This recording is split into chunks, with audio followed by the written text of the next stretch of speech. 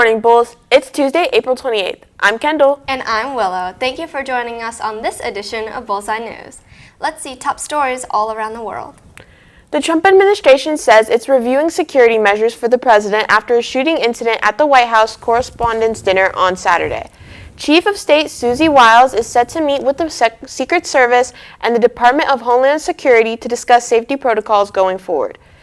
Several concerns were raised after the incident Saturday, when a suspected gunman was able to breach security on the level above the ballroom where the event was taking place. The White House and Trump have praised the Secret Service for their actions at the event. U.S. and U.K. security teams are coordinating plans in the wake of Saturday night's shooting. King Charles and Queen Camilla's 4-day visit starts on Monday. It will include a rare address to a joint meeting of Congress, only the second by a British monarch. The royal couple will also meet privately with their President Trump and the First Lady Melania Trump.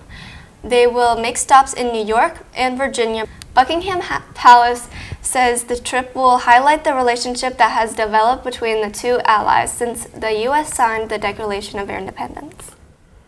A tornado in northern Texas produces thunderstorms causing major damage. At least 2 people are found dead and 20 families have been displaced. The tornado peaked with winds of 135 miles per hour and has left many residents without power.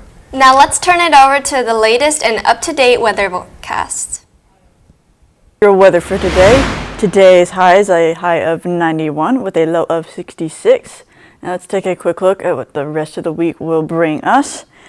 For the rest of the week, we have Wednesday is a high of 88, low of 69. Thursday is a high of 87, low of 68. Friday is a high of 88, low of 71. Saturday is also a high of 88, a low of 70. Sunday is a high of 77 with a low of 64. That is all for now, and I will keep you guys updated for the rest of the week. Go Bulls! Now to more news here on campus. Students, May 6th, you will have your FAST test and the History ESE. As well as students who have not earned a passing score yet, both of these are required for your graduations. So make sure you're studying hard. Seniors, we have less than 2 weeks left before final exams on May 11th. The glass slipper fits and Cinderella has officially come to an end.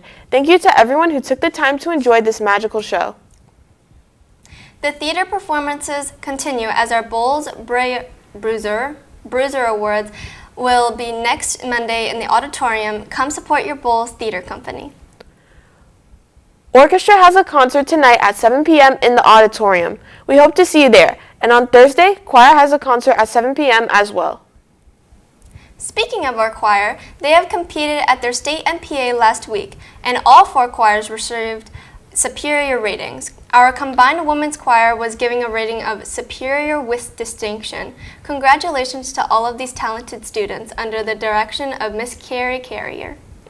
For today's lunch, we have popcorn chicken bowls, Southwest egg rolls, pizza, chicken sandwiches, and your choice of fresh fruit. Now let's turn it over to our parish athletics. What is up, Bulls? Welcome back to the Sports Corner. I'm Jesus Pigues. And I'm John. And here is what's new with your NFL draft. This weekend was an exciting one as we saw the 2026 NFL Draft kick off. The number 1 pick of the draft, Fernando Mendoza, to no one's surprise, went to the Raiders. The Raiders were absolutely terrible last year with a 3-14 record. They ranked last in almost every offensive category and near the bottom in almost every defensive category as well. This is just a terrible program, but that being said, do you think that Fernando Mendoza can turn this program around as a rookie? I think he can. He turned IU from a bad sub-500 team to a winning national championship team. He is a monster right out on the field, making all the plays he needs to. He has all the tools and has the magic to make any team amazing. So I think he will be able to pull off a great performance with this year's Raiders. Interesting thoughts, Jesus. There's no doubt that Mendoza is a natural-born leader with all the qualities and raw talent you could possibly have as a young quarterback entering the league. However, we see this time and time again with first picks of the draft. Those first few years of development are so important, and we saw this with Caleb Williams, Trevor Lawrence, Baker Mayfield. Baker bloomed so late, but the point is that it's clearly a great pick for the Raiders, but there should be no expectations that Mendoza can pull off turning the program around in 1 year. This is a build for the future, and if Mendoza can pan out and the Raiders defense turns around as well, so that every game's not a shootout. The Raiders are going to be a scary team. That's all that we got for you guys this week. Go Bulls. Back to the desk. Thank you, Bulls, for joining us this morning for this edition of Bullseye News. Have a wonderful Tuesday. We will see you right back here tomorrow. And as always, Go Bulls!